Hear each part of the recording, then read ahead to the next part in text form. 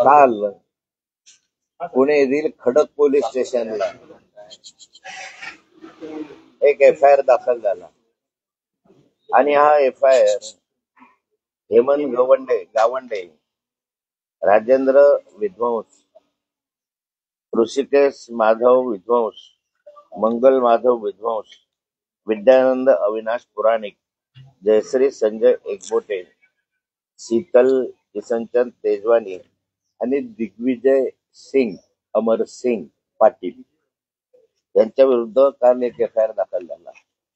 हा FIR जो आहे तो survey number 62 final plot number 14 Bopodi Pune या गट नंबर विषयीचा आहे. हा गट नंबर जो आहे हा गट नंबर 15 एकरचा आहे. म्हणजे किती स्क्वेअर फूट आहे?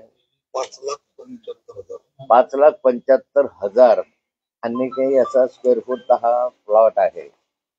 आता या प्लॉटच्या संदर्भामध्ये हा जो FIR दाखल झालेला या ठिकाणी, तर हा FIR साठी या सर्वांनी बनावट कागदपत्र तयार केले आणि त्यामधून त्यांनी खरेदी करून घेतली, आपल्या नावावर करून घेतला, अशा प्रकारचा हा गुन्हा आहे.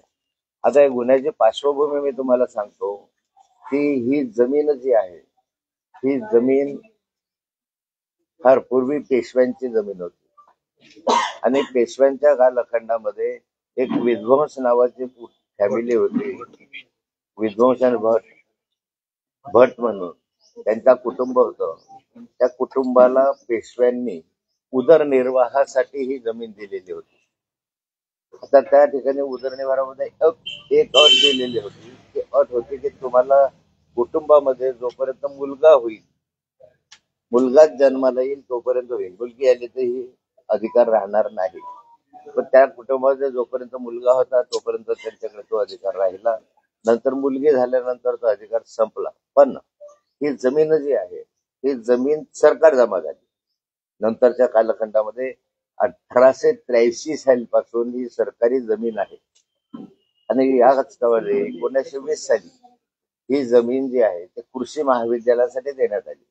म्हणजे डेअरी वगैरे अशासाठी कार्यक्रमासाठी ही देण्यात आली आणि तेव्हापासून आजपर्यंत कृषी विभागाच्या अखत्यारीमध्ये ही जमीन आहे आणि जमीन मोकळी आहे. काही जमीन मोकळी आहे, काहींवर इंग्रजांच्या कालखंडामध्ये बांधकामं झालेली आहेत त्या कृषी विद्यालयाच्या वेगळ्या बाजूला.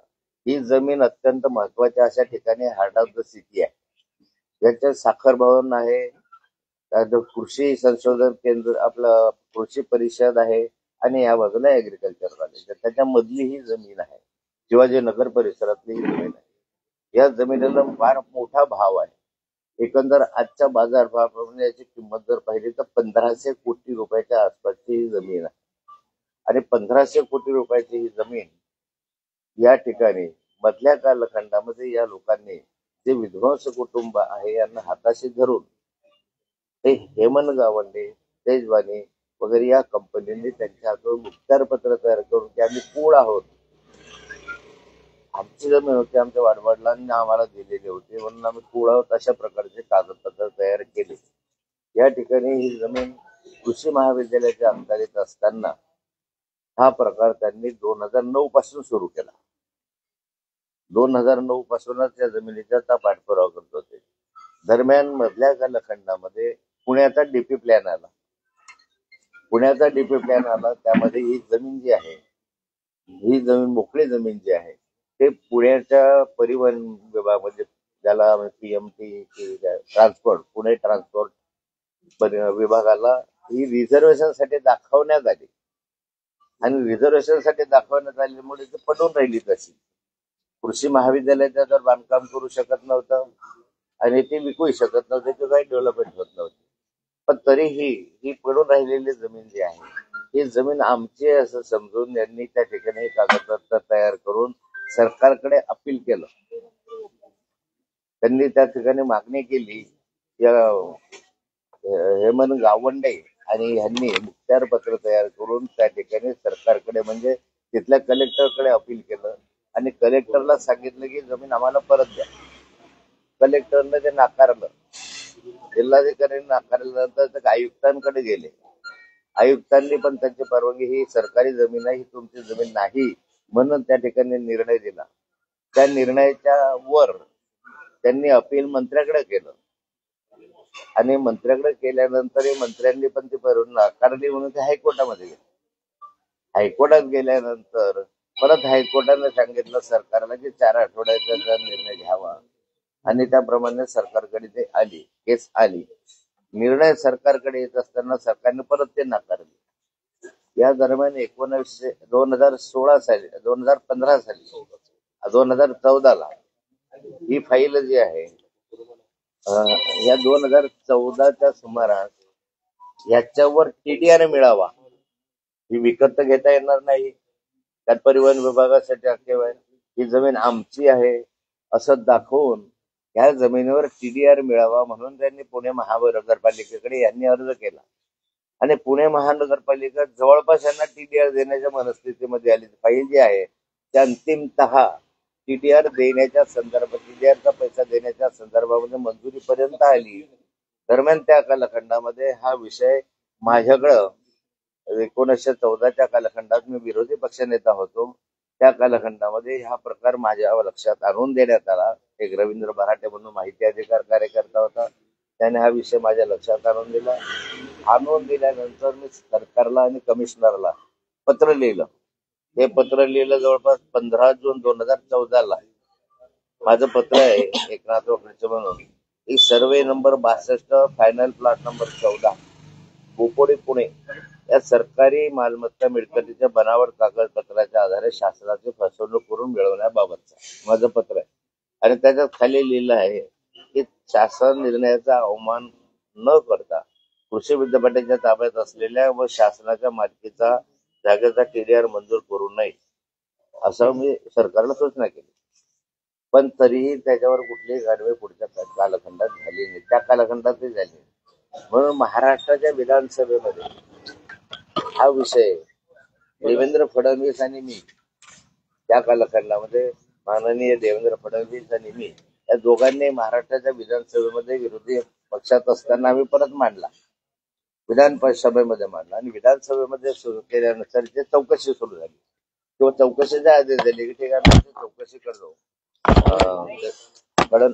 फडणवीस साहेबांनी माझ्या त्या विधानसभेतल्या याच्यामुळे त्यांनी तिची चौकशी सुरू करायचे आदेश दिले. दरम्यानच्या कालखंडामध्ये हा जो प्रस्ताव होता हा माझ्याकडे प्रलंबित होता, माझ्याकडे आलेली फाईल होती त्या टीडीआरच्या संदर्भामध्ये. आणि मी राजीनामा देईपर्यंत सदर जमीन कृषी महाविद्यालयाच्या नावे राहील याबाबत मी ते आदेश दिले होते आणि त्याचे हक्क संरक्षित केले होते. म्हणजे मी हा आदेश दिला होता त्या संदर्भामध्ये की ही जमीन आपली आहे, या जमीन कोणाला देता कामा नये. मधल्या कालखंडामध्ये ह्यांनी ती जमीन आपल्या नावावर लावावी म्हणून जो प्रयत्न केला किंवा त्यांनी हा टीडीआर मिळवण्याचा प्रयत्न केला आणि मिळवला. म्हणजे त्यांनी ही जमीन त्या कालखंडामध्ये 2015च्या सुमारामध्ये जवळपास त्यांनी त्याच्या अधिकारामध्ये मिळवली. हे असताना मग हे चुकीचं आहे. म्हणून मी कृषी मंत्री होतो, महसूल मंत्री होतो आणि कृषी मंत्री या नात्यानं हा सगळा जो फाईल आहे माझ्याकडे होती आणि याच्यावर कारवाई होत नव्हती. म्हणून ऍग्रिकल्चर कॉलेजच्या डीनला त्या कालखंडामध्ये मी सूचना केल्या की आपली जमीन आहे आणि आपली जमीन हडप करण्याचा हा प्रयत्न होतो आहे, म्हणून याच्या विरुद्ध हेमंत गावंडे आणि ते जे सगळे आहेत त्यांच्या विरुद्ध फौजदारी गुन्हा दाखल करण्यात यावा. म्हणून आमचे जे डीन त्या कालखंडामध्ये होते त्या डीनने त्या ठिकाणी माझ्या सूचनेनुसार शिवाजीनगर पोलीस स्टेशनला गुन्हा, या हेमंत गावंडेच्या विरुद्ध गुन्हा दाखल केला. त्याची FIR ची प्रत माझ्याकडे आहे, म्हणजे त्यावर गुन्हाच दाखल झाला. आता प्रश्न असा आहे की ज्यावेळेस मी माझ्या सूचनेनुसार त्या ठिकाणी गुन्हा दाखल करण्यात आला, त्याच्यामध्ये हेमंत गावंडेंनी कशा रीतीने बनावट कागदपत्र केले आहेत याचा उल्लेख त्याच्यामध्ये आपण केलेला आहे.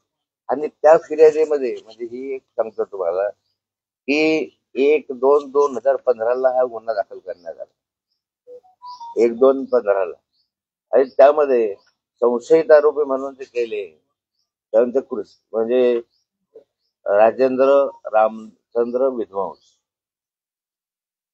ऋषिकेश माधव विद्वांस, मंगल वाघव विध्वंस, जयश्री संजय एकबोटे, प्रशांत वाघमारे, नगर अभियंता पुणे, मंजुषा इधाते व इतर, हेमंत गावंडे. गुन्ह्याच्या तपशिलाच्या संदर्भामध्ये ही माहिती दिली. आत्ता जो गुन्हा काल दाखल झाला, योगायोगानं त्या गुन्ह्यामध्ये हेच आरोपी आहे. सेम गुन्हा आहे. 2015ला जो गुन्हा दाखल केला त्याच गुन्ह्याच्या आधारावर असलेला हा गुन्हा कालही दाखल करण्यात आला. आता ह्याच्यामध्ये असं आहे की हेमंत गावंडे जो आहे हा क्रिमिनल आहे. ह्याने अनेकांना त्या ठिकाणी फसवण्यात आलेला आहे आणि ही जमीन संरक्षण करून त्याला मिळू न देण्यामध्ये मी आदेश निर्गमित केल्यामुळे त्याने माझ्या विरुद्ध भोसरी प्रकरणामध्ये खोटी तक्रार केली. म्हणजे त्याचा माझा काही त्याचा संबंधच नव्हता. त्याचा भोसरी प्रकरणाशी काही संबंध नव्हता. त्याने प्रत्यक्ष ते गेलेली नव्हती. परंतु या सर्व लोकांचे त्या काळातले बिल्डर्स होते, डेव्हलपर्स होते, त्यांना मी पाठीशी घातलं नाही म्हणून या सर्वांनी मिळून माझ्या विरुद्ध या भोसरी प्रकरणामध्ये फौजदारी गुन्हा दाखल केला, एक गुन्हा दाखल केला त्या संदर्भात. आता मूळ असं आहे की याच्यानंतरच्या कालखंडामध्ये हे प्रकरण जे आहे, तर हे प्रकरण 2015 नंतरच्या कालखंडामध्ये मला असं वाटलं होतं की बंद होईल, परंतु हे प्रकरण त्या कालखंडामध्ये कंपनी थांबली नाही. गावंडे वगैरे त्या कालखंडामध्ये थांबलेच नाही. त्या ठिकाणी त्याने आपले उपद्रव सुरूच ठेवले. मी गेल्यानंतरही त्यांनी त्या कालखंडामध्ये मग आणखीही आम्ही गेल्यानंतर ही फाईल तशी सुरू ठेवली. सुरू ठेवल्यानंतर मधल्या कालखंडामध्ये यामध्ये 2019 ला सरकार बदललं. सरकार बदलल्यानंतर त्या मधल्या कालखंडामध्ये उद्धव बाळासाहेब ठाकरे यांचं सरकार आलं. त्यामध्ये ही फाईल परत सरकारकडे यांनी मूव्ह केली. मूव्ह करत असताना बाळासाहेब थोरात हे महसूल मंत्री होते. 2013 साली बाळासाहेब थोरातांची फाईल रिजेक्ट केली होती. 2016च्या सुमारास आमच्या कालखंडामध्ये तसा त्यांच्यावर गुन्हा दाखल झाला. तरीही त्यांनी या ठिकाणी महसूल मंत्री बाळासाहेब ठाकरे युबीटीच्या कालखंडामध्ये मंत्री असताना त्या ठिकाणी त्यांनी ते फाईल तरी त्यांनी रिजेक्ट केली. म्हणजे इतक्या वेळा ते रिजेक्ट केल्यानंतर सुद्धा त्यांनी आपले उपद्रव हे केले. प्रश्न आता याच्यामध्ये 2-3 प्रश्न निर्माण होतात. 2015ला जो गुन्हा दाखल केला माझ्या सूचनेनुसार शिवाजीनगरला, तो सेम गुन्हा आहे. याच जमिनीच्या संदर्भामध्ये जमीन हडप करण्याच्या संदर्भातला गुन्हा आहे. त्या कालखंडामध्ये जर याच्यावर जर चौकशी झाली असते आणि कारवाई झाली असती तर पुढचे जे प्रकरण 2 घडले, परवाचं प्रकरण आहे, आजचं प्रकरण घडलंच नसतं. पण त्या कालखंडामध्ये या गावंड्यांना कुठलं तरी संरक्षण मिळत गेलं आणि याला अटकही झाली नाही, या प्रकरणाची चौकशी झाली नाही. नंतर मी ज्यावेळेस राजीनामा दिल्यानंतर मी प्रत्यक्ष डीसीपीला आणि त्याच्या कमिशनरला मी स्वतः समक्ष जाऊन भेटलो होतो. शिवाजीनगर पोलीस स्टेशनला मी स्वतः गेलो होतो आणि स्वतः शिवाजीनगर पोलीस स्टेशनला चौकशी केली होती या प्रकरणाचं काय होत आहे. मी 3 वेळा स्वतः त्या ठिकाणी गेलो, पण ते याच्याकडे आहे त्याच्याकडे आहे अशी टोलवाटोलवी त्यांनी केली आणि कारवाई झाली नाही. आत्ता प्रश्न असा आहे की जर त्या कालखंडामध्ये कारवाई झाली असती तर जे प्रकरणाचं प्रकरण आहे ते आणि आत्ताचं आज प्रकरण मी सांगतोय हे घडलंच नसतं मुळात. नंतर त्याच्यात काय आहे की पुढे या लोकांनी ही जमीन खरेदी करत असताना पुढच्या कालखंडातला हा विषय की हे सगळं करत असताना यांना यश आलं नाही. सरकारच्या माध्यमातून यश आले नाही. सरकारने यांना सहकार्य केलं नाही. दरम्यान ही फाईल जी आहे मधल्या कालखंडामध्ये सरकारकडे, मला वाटतं महसूल मंत्री कोण होता मला आठवत नाही, त्यांच्याकडे आल्यानंतर त्यांनी त्या जमिनीला स्टेटस को दिला. स्टेटस को म्हणजे आहे ती स्थिती कायम ठेवावी. आहे स्थिती काय होती, ही जमीन सरकारी जमीन आहे अशा स्वरूपाची ते आहे ती स्थिती त्या ठिकाणी कायम ठेवण्यात आली. आता यानंतरही हा जो हेमंत गावंडे आणि हे जे ग्रुप आहे, म्हणजे त्याला मी म्हणतो की ती काय महिलेचं नाव त्या शीतल केशनचंद तेजवानी, हा ग्रुप आहे यांनी पॉवर ऑफ अटर्नी करून घेतली. या विध्वंस कंपनीकडनं ह्यांनी त्या ठिकाणी हेमंत गावंडेने आधी त्याची कोणती विजन की काय ती कंपनी होती त्याच्या नावानं पॉवर ऑफ अटर्नी केली होती. नंतर तीच पॉवर ऑफ अटर्नी ह्यांनी या तेजवानीच्या नावानं करून घेतली, तेजवानी ग्रुपच्या नावानं करून घेतली. आता ह्या ग्रुपच्या नावानं काही करत असताना त्यांनी परत तहसीलदार येवले म्हणून ज्या ठिकाणी आहे खडकपाड्याला, त्या खडकपाड्याच्या तहसीलदारकडे अपील केलं की हे आमचे पॉवर पॅटर्नने आम्ही याचं कूड आहोत आणि हे आम्हाला कूड म्हणून आम्हाला ही जमीन परत देण्यात यावी. येवले नावाच्या तहसीलदारने त्याची वास्तविक बदली जी झाली होती तर 2024 ला झाली, म्हणजे निवडणुका संपल्यानंतर त्या ठिकाणी त्याची बदली करण्यात आली. आता या प्रकरणाचं तुम्ही क्रोनॉलॉजी पहा. सरकारकडे न्याय मिळाला नाही, माझ्याकडे आले, मी दिला नाही, थोरात साहेबांकडे गेले, थोरात साहेबांनी दिला नाही. म्हणजे न्याय मिळाला म्हणजे सरकारी जमीन आहे ना, तुमची कशी होऊ शकेल? पण सरकारने सरकारची जमीन ठेवण्याच्या त्याला मी स्वतः ही जमीन संरक्षित करण्याचा प्रयत्न केला, मी स्पष्टपणे केली. म्हणून माझ्या विरुद्ध त्यांनी ह्या सगळ्या तक्रारी आणि हे जे सगळं प्रकरण घडलं भोसरीच्या प्रकरणात, त्याचं मूळ जे आहे ते याच्यामध्ये मूळ आहे. त्यांनी ह्यांना कुणालाही मी थारा दिला नाही, नंतरच्या कालखंडामध्ये कुणीही थारा दिला नाही. म्हणून ह्यांनी या ठिकाणी मग पद्धतशीरपणे या 2024 ला मला संशय आहे की मुद्दामहून या येवले नावाच्या तहसीलदारची कुणीतरी बदली करून आणली. आता हा येवले नावाचा तहसीलदार त्या ठिकाणी आल्यानंतर ही जी जमीन आहे ही आमची जमीन आहे, आम्ही कूड आहोत आणि ती जमीन आम्हाला मिळावी अशा स्वरूपाचा अर्ज त्यांनी या येवले नावाच्या तहसीलदारकडे केला. शहरी भागामध्ये म्हणजे नगरपालिका महानगरपालिका भागामध्ये कूड लागतच नाही, कायद्यानंच कूड नसतं, तरीही हे येवलेंनी त्या ठिकाणी यांची मालकी आहे असं दाखवून ही जमीन जी आहे ही जमीन पूर्णपणे म्हणजे हा तरी सूर्यकांत येवले तहसीलदार पुणे शहर यांनी 12/2/2024 रोजी आणि 1/7/2025 रोजीच्या दरम्यान आपले अधिकार पदाचा गैरवापर करून पुणे शहरामध्ये कूड वहिवाट व शेतजमीन अधिनियम 1948 चा अंमल महानगरपालिका क्षेत्र लागू नसतानाही मौजे बोकोडी तालुका पुणे शहर येथील सर्वे नंबर 62 चे 4 हेक्टर 97 आर हेक्टर 38 आर एकूण क्षेत्र 5 हेक्टर 35 आर ठराव सहित हे 83 पासून ऍग्रिकल्चर डिपार्टमेंट खात्याचे म्हणजे शासनाच्या ताब्यात वहिवाटीत असताना सुद्धा सदर जमिनीचे मालक व कब्जेदार सदरी खात्याकडे म्हणजे शासनाच्या आपल्या ऍग्रिकल्चर डिपार्टमेंटचे नाव असल्याबाबत वरिष्ठांनी स्पष्ट आदेश पारित केले असतानाही सदर जमिनीचा अपहार करून जमिनीवर विजन प्रॉपर्टी कुटुंब प्रमुख म्हणून अर्जदार हेमंत गावंडे व इंदिरा मेमरीज प्लॉट नंबर 1 पाणेर या सर्वांनी ती लावून घेतली. याच्यामध्ये जी जमीन लावून घेतलेली आहे नियम बाह्य या तहसीलदारने त्या ठिकाणी ऑर्डर केलेली आहे.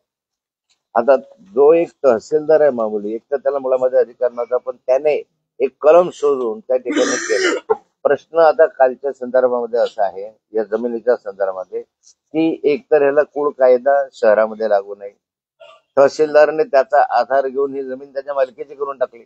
ही सरकारी जमीन आहे, ती त्याच्या मालकीची केलेली आहे आणि ह्यामधून त्यांनी ती जमीन ट्रान्सफर करून घेतली. आता ह्यामध्ये जी आणखी एक शेवटचं नाव दिसत आहे ते दिग्विजय सिंग अमरसिंग पाटील अशा स्वरूपाचं नाव आहे. हे नाव जे आहे ते परवाचा जो किस्सा आपल्या जमिनीचा आहे त्याच्यामधलं नाव आहे जे अजितदादा पवारांच्या नातेवाईकाचं नाव आहे. म्हणजे तेच अमेडा कंपनी जी आहे ते अमेडा कंपनी आणि ह्या कंपनीचं त्याच्यामध्ये साम्य दिसत आहे. एकंदरीत ह्या प्रकरणामध्ये तहसीलदारने हे प्रकरण केलं. ह्या तहसीलदारला निलंबित 2 महिने आधी केलेलं होतं. म्हणजे काल जे सांगण्यात आलं की या तहसीलदारांना निलंबित करण्यात येत आहे, 2 महिन्यापूर्वी ही फाईल महसूल मंत्र्याकडे निलंबनासाठी कृषी विभागाने पाठवलेली होती.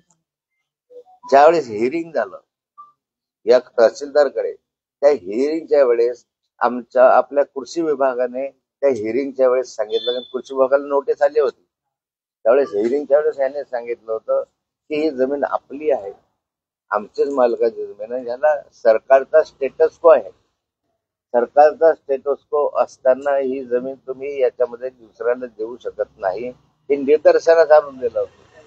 हे निदर्शनास आणून दिलं असताना ह्याच संदर्भातला सारा अहवाल कृषी विभागाच्या माध्यमातून मंत्रालयामध्ये पाठवण्यात आला.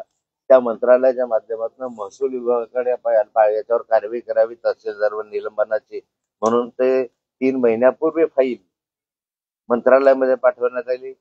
आता 3 महिन्यापूर्वी या येवले नावाच्या तहसीलदाराची फाईल की याला या ठिकाणी निलंबित करण्यात यावं असं असताना सुद्धा ती फाईल मंत्रालयामध्ये प्रलंबित राहण्याचं कारण काय? महसूल विभागाकडे ही फाईल प्रलंबित राहण्याचं कारण काय? जर ह्याला 2 महिन्यापूर्वी या येवलेला निलंबित केलं असतं तर हा व्यवहार परवा जो झाला तो झाला नसता, किंवा तो आधी झाला तोही झाला नसता. म्हणजे आधीची जमीन बोपोडीची या आपल्या जे परवाची जमीन आंबेडाने घेतलेली जमीन जी आहे, जी बॉटॅनिकल गार्डन साठी घेतलेली जमीन आहे, तीही जमिनीचा व्यवहार झाला नसता आणि या कृषी महाविद्यालयाच्या जमिनीचाही व्यवहार झाला नसता, कारण हा तहसीलदार सस्पेंड झालेला असता. आता या ठिकाणी असं आहे की या तहसीलदारने या ठिकाणी कारवाई केली. ह्याच्यामध्ये सारेचे सारे जे क्रिमिनल आहेत ते हेमंत गावंडे वगैरे सहित आहे. ही तेजवानी शीतल तेजवानी नावाची जी आहे तिने अनेकांना त्या ठिकाणी फसवणूक केलेली आहे. अनेक गुन्हे यांच्यावर दाखल आहे. परंतु कोणी तर ध्यान पाठीचं घालत आहे. मूळ प्रश्न असा आहे की महसूल विभागाने याला निलंबित का केलं नाही? निलंबित न करता याच्या पाठीशी असं कोण आहे? एखादा तहसीलदार एवढा मोठा निर्णय घेऊ शकत नाही. हाच तहसीलदार आहे की ज्याच्याकडे दोन्ही प्रकरण आहे. म्हणजे परवाचे प्रकरण जे आहे बॉटॅनिकल गार्डनचं तेही याच तहसीलदारकडे आहे. आधीचं आजचं प्रकरण जे मी सांगतोय तेही यांच्याकडे आहे. दुय्यम निबंधक जो आहे खरेदी विक्री करणारा तो याच ठिकाणचा आहे. अशा ठिकाणी या तहसीलदारला मुद्दामून त्या ठिकाणी आणण्यात तर आला नाही ना. हा विषय काही साधा सोपा नाही. या सरकारी जमिनीचा विषय आहे आणि सरकारी जमीन हे करूनच दिली आहे. म्हणजे आता राहिलंच काहीच नाहीये. हा व्यवहार आता बिना पैशाचा व्यवहार आहे. आम्ही खोटे नट्या कागद करून आमची मालकी असं दाखवून केल्याचा व्यवहार आहे. 1500 कोटी रुपये याची किंमत आहे. अशा स्वरूपामध्ये यामधून जी काही कार्यवाही आहे ती सरकारने केली पाहिजे. जी आहे याच्यामध्ये जे बिल्डर्स याच्यामध्ये आहे, जे ठरवलेलं नावं FIR ची कॉपी माझ्याकडे आहे. आजच्या जो काल FIR झाला त्या FIR मध्ये समजा जे कलम लावलेले आहेत त्या कलमांची आणि FIR च्या संदर्भामध्ये जे नावं ह्याच्यात दिलेले आहेत त्याच्यामध्ये जे विध्वंस वगैरे नावं देत असताना दिग्विजय सिंग, अमरसिंग पाटील, वडील का नाम अमरसिंग पाटील वगैरे जे आहे हे परवाच्या त्या जी कंपनी होती आंबेडा त्या कंपनीचे पार्टनर होते आणि आजही दिग्विजय सिंग त्या आंबेडा कंपनीचे पार्टनर म्हणून या ठिकाणी त्यांनी जमीन ह्यांच्याकडनं खरेदी केली. म्हणजे प्रश्न असा आहे की इतक्या लवकरामध्ये म्हणजे ती हेमंत गावंडे वगैरे या कंपनीने त्यांच्या नावावर लावली तीच कंपनी लगेच या आंबेडा कंपनी जी आहे आंबेडा कंपनीच्या साठी याचा व्यवहार होऊ नाही गेला. म्हणजे सरकारी जमीन परस्पर विकण्याचा व्यवहार या ठिकाणी जो पार पडलेला आहे, तर ही सरकारी जमीन या ठिकाणी जी घेतलेली आहे त्याची पूर्ण चौकशी करण्याच्या आधी मी कालही सांगितलं त्याप्रमाणे की एवढी हिंमत तहसीलदार करू शकत नाही, दुय्यम बंद करू शकत नाही. या तहसीलदारला ताबडतोब अटक केली पाहिजे. चौकशी होईल, तहसीलदारला अटक करून त्याची नार्को टेस्ट केली पाहिजे. तो नावं सांगेल धडाधड की मला कुणी आणलं, काय आणलं, कोणाच्या सूचनेनुसार. सरकारी जमिनी अशा स्वरूपाचे हडप करण्याचे अनेक प्रकार पुणे शहरामध्ये आहे. अजूनही 5-6 प्रकरणं माझ्याकडे आहेत या संदर्भामध्ये. त्या कालखंडामध्ये प्रलंबित प्रकरण आहे. त्याच्या संदर्भामध्ये आदरणीय देवेंद्र फडणवीस, मी स्वतः विधानसभेमध्ये आवाज उठवलेला आहे. आता तर माननीय मुख्यमंत्री देवेंद्रजीच आहे आणि हे प्रकरण त्यांनीच विधानसभेमध्ये माझ्या मदतीने उपस्थित केलेलं आहे. त्यामुळे माझी विनंती आहे सरकारला की या संदर्भामध्ये संपूर्ण सखोल चौकशी झाली पाहिजे. हा व्यवहार रद्द झाला पाहिजे, ताबडतोब व्यवहार रद्द झाला पाहिजे आणि ह्याच्या माध्यमातून जे काही असतील त्यांच्यावर फौजदारी कार्यवाही केली पाहिजे. एक की या संदर्भात 2015ला जर आम्ही FIR दाखल केलेला आहे तर त्या 2015च्या FIR नुसार त्याच्यावर कारवाई करण्यासाठी विलंब कुणी लावला. तो विलंब झाला म्हणजे अजूनही कारवाई झाली नाही. 2015च्या FIRच्या संदर्भामध्ये या क्षणापर्यंत त्या हेमंत गावंडेंवर कारवाई झाली नाही. ती जर झाली असते ते सगळे प्रकरण आले नसते, कोणत्याच प्रकरण समोर आले नसते, एवढ्या जमिनी आपल्या त्या ठिकाणी वाचल्या असत्या. त्यामुळे 2015ला आम्ही जो FIR दाखल केला त्या FIRची चौकशी का करण्यास उशीर का केला, कारवाई करण्यास एवढे वर्ष कुणी लावले हा एक भाग, कारण त्यानं मोकाट रान सुटलं.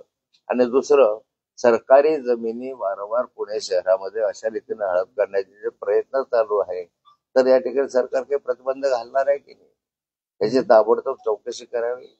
मोठ्या प्रमाणामध्ये सरकार चौकशी करेल, चौकशी रेकॉर्डवरच आहे, त्यामुळे चौकशी करण्यासाठी फार विलंब लागू नये. पण यामध्ये जे अधिकारी आहेत, ज्याच्यामध्ये जे पोलीस अधिकारी दोषी आहेत, याच्यामध्ये जे रेव्हेन्यूचे अधिकारी दोषी आहेत, यांच्या विरुद्ध ताबडतोब कारवाई करावी. आणि जर याच्यामध्ये ही दिग्विजय सिंग यांची ही असेल तर नेमकं ह्याचा कुणाशी संबंध आहे, कोण राजकीय व्यक्ती याच्या संबंध पाठीशी आहे, कुणा राजकीय व्यक्तीच्या संरक्षणामुळे सगळं झालंय हे जनतेसमोर आलं पाहिजे. भाऊ, तुम्ही जे सांगतायत की 2 जमिनी घोटाळ्याचं प्रकरण हे तुमच्या काळापासून आलेलं आहे, 2 महिन्यांपासून महसूल विभागात ही फाईल पडून होती, मात्र अद्यापपर्यंत त्याच्यावर काही कारवाई झाली नाही आणि त्याचा व्यवहार झालेला आहे. याच्यावर कोणाचा हस्तक्षेप म्हणजे कोणाचा आशीर्वाद आहे असं वाटतं तुम्हाला? असं म्हणायला वाव आहे. आता त्याला काल निलंबित केलं अशी घोषणा देवेंद्रजींनी केली. माननीय मुख्यमंत्र्यांनी सांगितलं आम्ही त्या तहसीलदारला निलंबित केलं. आता निलंबित का केलं? पण ती फाईल 2 महिन्याआधीची आहे. तुम्ही कालच्या काल या व्यवहारासाठी निलंबित नाही केलेलं. 2 महिन्यापूर्वी कृषी विभागाने याच्यावर कारवाई करावी, कारण ह्याने अशा स्वरूपाची ही जमीन देऊन टाकली आमचं न ऐकता. कृषी विभागाने स्पष्टपणे अभिप्राय दिला होता, कारण त्यांना साक्षीला बोलवलं होतं यांच्यासाठी. त्यावेळेस त्यांनी सांगितलं ही जमीन आमची आहे, या जमिनीच्या विषयी 2015ला FIR दाखल केलेला आहे, या जमिनीला मंत्रालयामधून स्टेटस कोड दिलेला आहे. ही सगळी वस्तुस्थिती मांडली असताना सुद्धा तहसीलदारनं निर्णय घेतला आणि म्हणून त्याच्या आधीच कृषी विभागाने हा प्रस्ताव मंत्रालयात पाठवला होता. मंत्रालयामध्ये हा प्रस्ताव जवळपास 3 महिने प्रलंबित राहिला. 2 महिने प्रलंबित राहिले. हा प्रस्ताव गेला असता आणि त्याच वेळेस ताबडतोब त्याचं निलंबन 2 महिने आधी झालं होतं. मंत्रालयामध्ये 2 महिने हा प्रलंबित होताच. त्याच वेळेस जर निलंबित झालं असतं तर त्याला पुढे वावच मिळालं नसतं. हे प्रकरण नोंदी करणं किंवा काही करणं, जाणीवपूर्वक हेतू पुरस्कार त्या ठिकाणी याचं निलंबन 2 महिने थांबवण्यात आलं आणि मग आता हे सगळे व्यवहार झाल्यानंतर त्याला निलंबित करण्यात आलं. ही गोष्ट अत्यंत गंभीर आहे.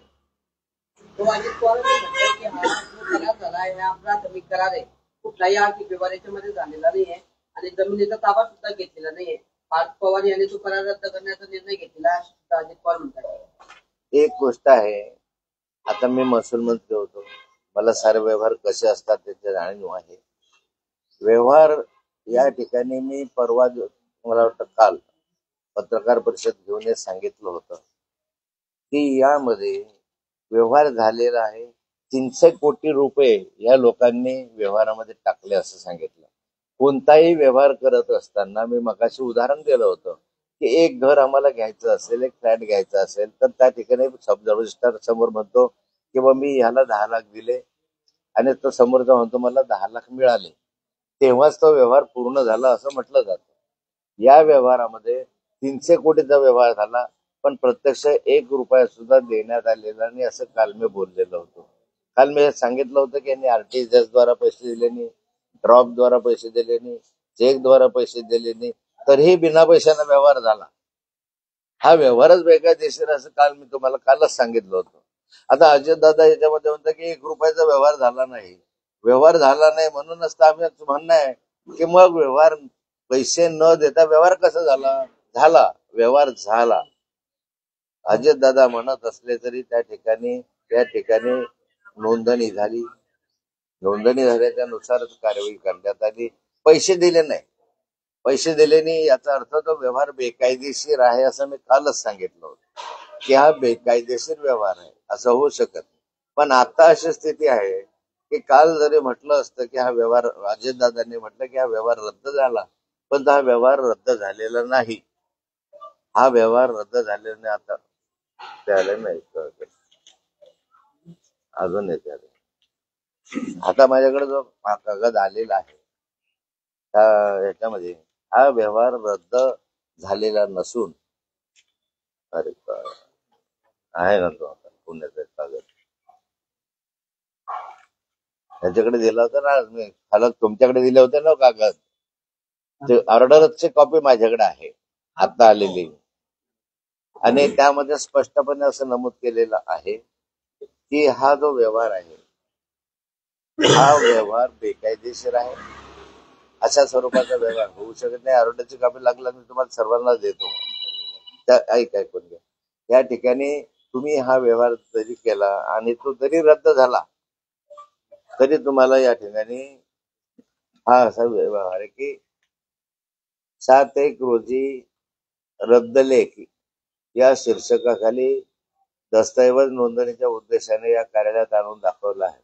या दस्ताद्वारे रद्द करण्यात येत असलेला खरेदी दस्त क्रमांक 9018/2025 बाबत शासन अधिसूचना 1/2/24 नुसार मुद्रांक शुल्कातून माफीचा दावा करून सदर खरेदी खत नोंदवण्यात आले होते.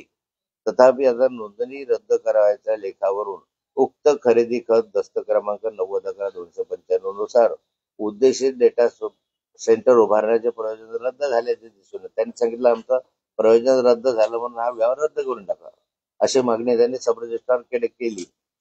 पण त्यांनी सांगितलं की या उक्त अधिसूचनेचे शर्त क्रमांक 6 नुसार दस्ताज देय असलेले महाराष्ट्र मुद्रांक अधिनियमाच्या अनुसूचित अनुक्रम क्रमांक 25 प्रमाणे 5% स्थानिक संस्था कर 1% व मेट्रो कर 1% प्रमाणे एकंदर 7% दराने मुद्रांक शुल्क व त्यावरील दंड भरणे आवश्यक आहे.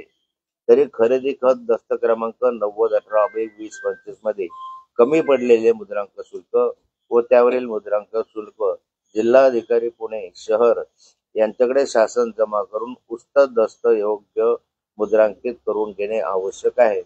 सदर दस्ताद्वारे कार्यालयातील खरेदी खत दस्त 9018/2025 रद्द करण्याचा उद्देश व कथन दिसून येते.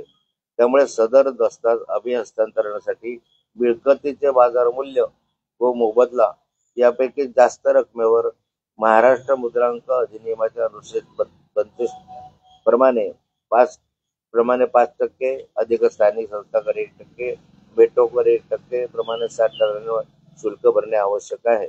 तथापि प्रत्यक्ष 500 इतके मुद्रांक शुल्क तुम्ही दिलेले आहे, त्यामुळे दस्त योग्य मुद्रांक नाही. तरी या बाबींची पूर्तता करून दस्त नोंदणीसाठी सादर करण्यात यावा, जेणेकरून पुढील कारवाई करणे शक्य होईल. ही आहे 7/11/2025 म्हणजे कालची ऑर्डर आहे.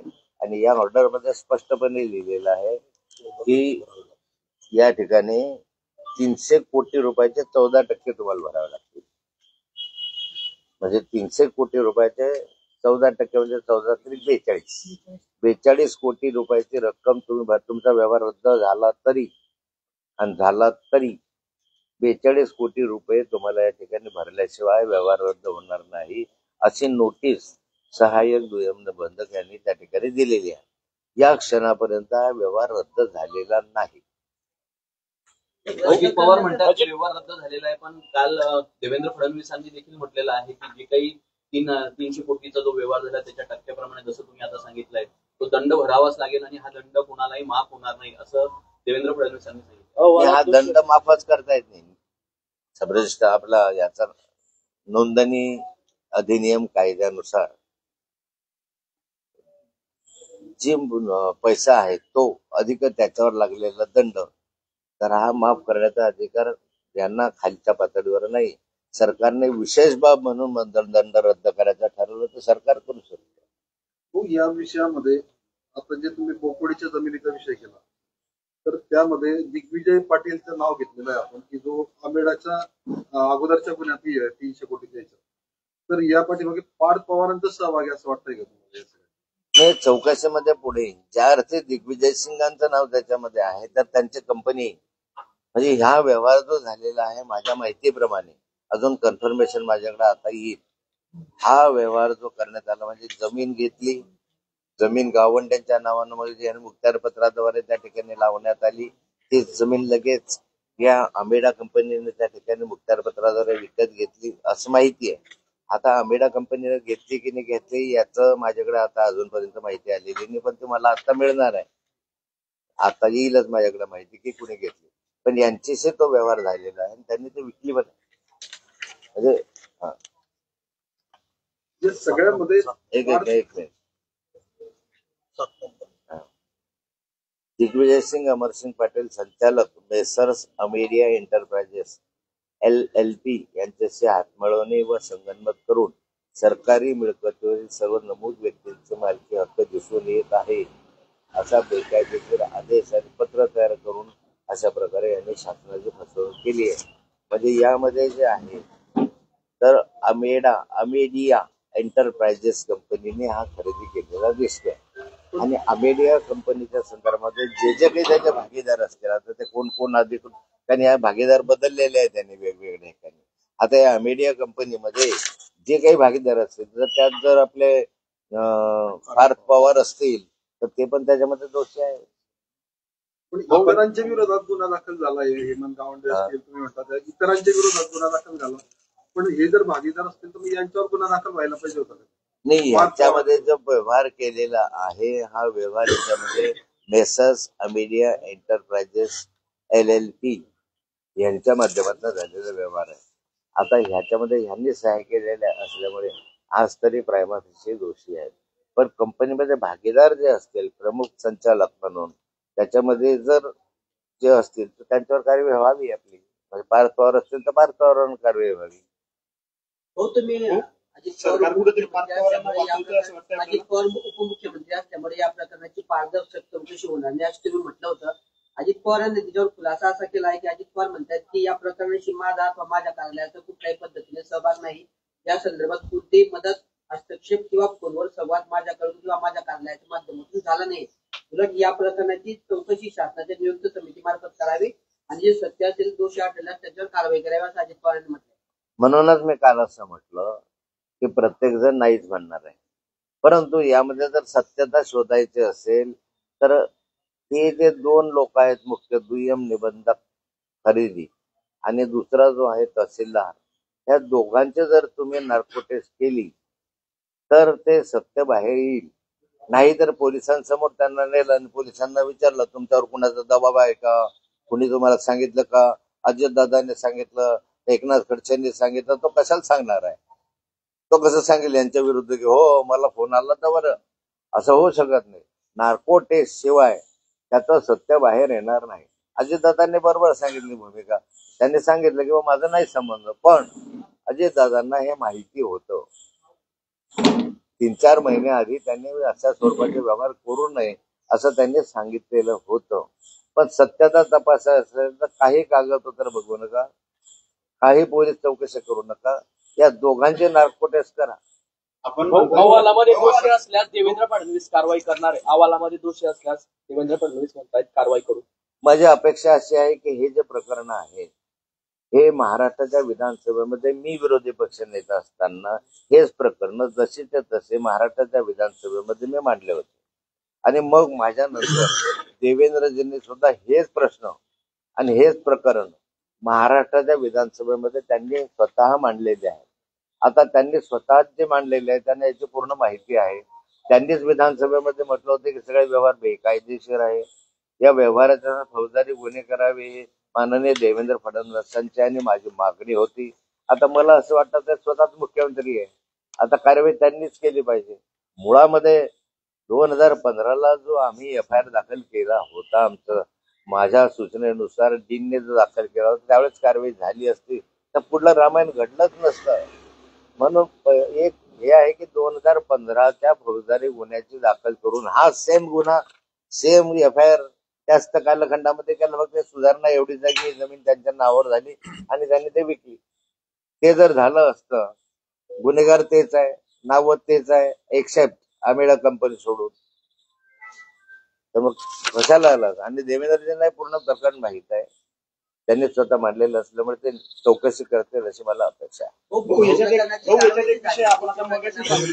भोसरी प्रकरणामध्ये अटक पण झाला, गुन्हा पण तत्काळ दाखल होतो, त्याच्यानंतर तुमचा राजीनामा पण घेतला जातो.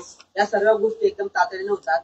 या प्रकरणामध्ये आतापर्यंत तसं कुठलंच काही दिसत नाही. तुम्ही सुरुवातीला म्हटलं की जो गुन्हा तुम्ही 2015 दाखल केला त्या गुन्ह्याची सुद्धा चौकशी यांनी केलेली नाही. असं का होतं असं वाटतं तुम्हाला? उभ्या महाराष्ट्राला हे माहिती आहे की त्या भोसरी प्रकरणामध्ये माझा काही संबंध नाही. आज या क्षणापर्यंत तरी सगळ्या चौकशांमधून मी निर्दोष सुटलेला आहे. कुठलाही आक्षेप माझ्यावर आलेला नाही.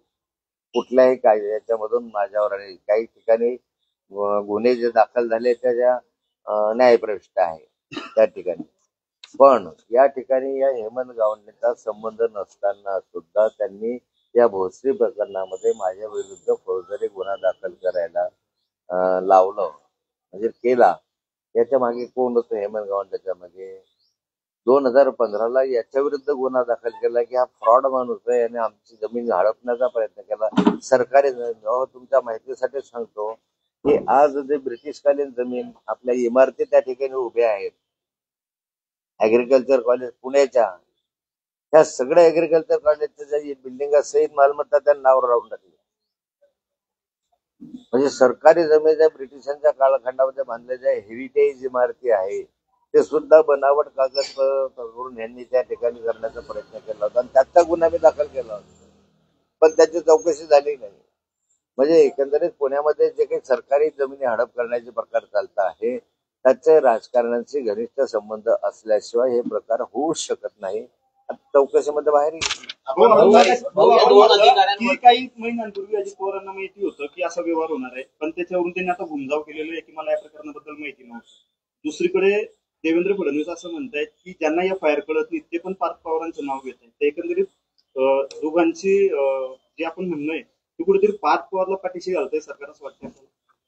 नाही, हे आहे त्या ठिकाणी की ज्यावेळेस ते म्हणतात, आता हा चौकशीचा भाग असू शकतो, ते म्हणतात ज्यांनी सह्या केल्या त्या ठिकाणी ज्यांनी व्यवहार केला ते दोषी आहे, पण हा व्यवहार कंपनीसाठी केला, हा त्यांनी व्यक्तिगत एकासाठी व्यवहार केलेला नाहीये.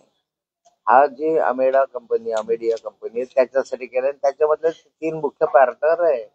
त्याच्यामध्ये पार्थ पवार 99% पार्टनर आहे. पण या ठिकाणी असं आहे की याला संशयाला जावे की पार्थ पवारला वाचवण्याचा प्रयत्न होतो.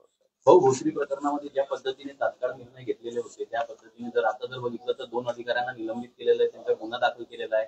मात्र आता या सगळ्या प्रकरणाची माहिती घेण्यासाठी समिती गठीत करण्यात आलेली आहे असं बावनकुळे म्हणतायत आणि या समितीला 1 महिन्याचा वेळ दिलेला आहे आणि 1 महिन्यानंतर समिती जी काही अहवाल आमच्या समोर सादर करेल त्या पद्धतीने पुढची कारवाई होईल असं आता नुकतंच बावनकुळेंनी म्हटलं. नाही, मग असे मी म्हटलं की भोसरी प्रकरणामध्ये इतक्या तातडीनं कारवाई झाली, फटाफट लगेच राजीनामा, लगेच मोकळे. मी सांगत होतो वारंवार त्या कालखंडामध्ये की तुम्ही माझ्यावर पुरावा द्या ना एखादा, तर जसं मी कागदाचा पुराव्यानिशीच दाखवतो. प्रत्येक वेळी मी माझी सवय अशी आहे की महाराष्ट्राच्या विधानसभेमध्ये किंवा विधानसभेबाहेर आजपर्यंत जे काही प्रकरण मांडलेले आहे प्रत्यक्ष हातात कागद घेऊनच मी मांडलेले आहे. असे आरोप नाही केले खोटे कुणावर. जे आहे माझ्या हातात कागद सांग, बाप दाखवण्याचा श्राद्ध कर.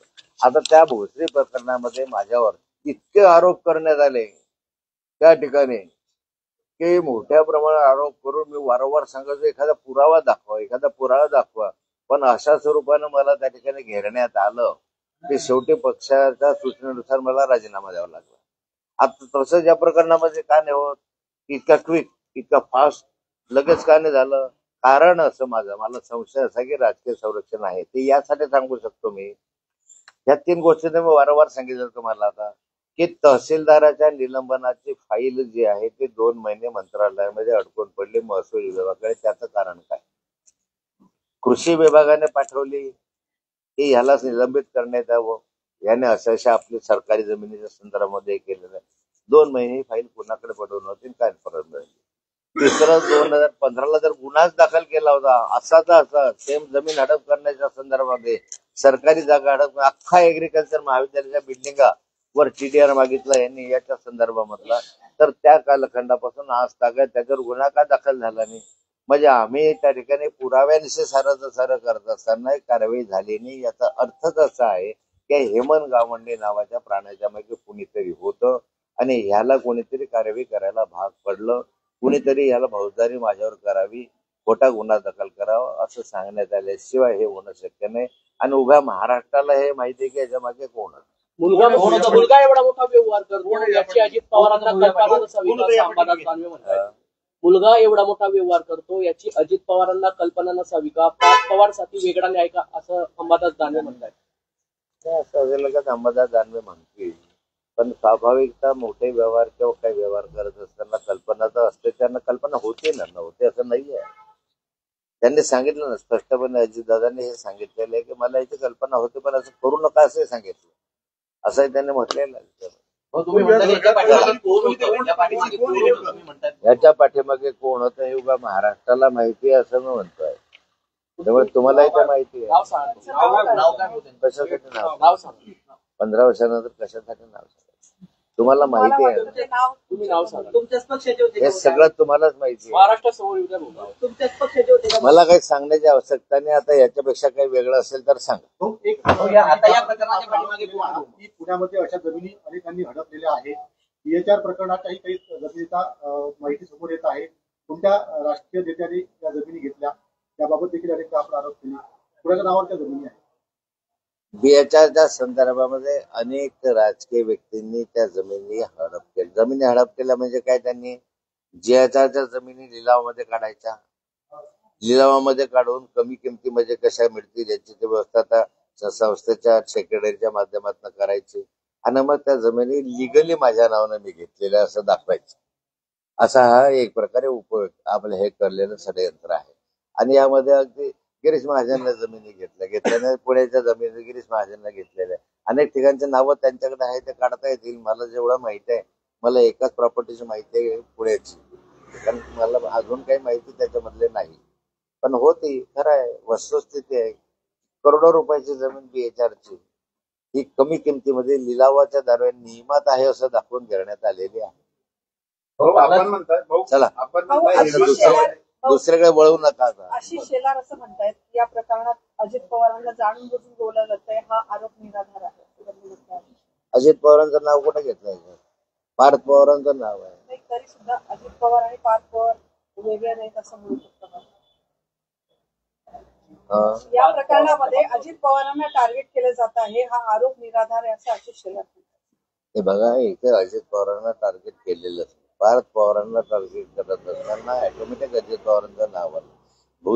भोसरीच्या संदर्भामध्ये मी जमीन खरेदी केलेलीच नव्हती, मी व्यवहार केलेलाच नव्हता, मी रुपया सुद्धा घेतलेला किंवा दिलेला नव्हता, पण तरीही माझ्या बायकोनं खरेदी केली म्हणून माझं नाव आलं की नाही आणि मला राजीनामा द्यावा लागला की नाही? मग जो न्याय एकनाथ खडसेंना आहे तो यांना का नाही, अशी जनतेची इच्छा आहे.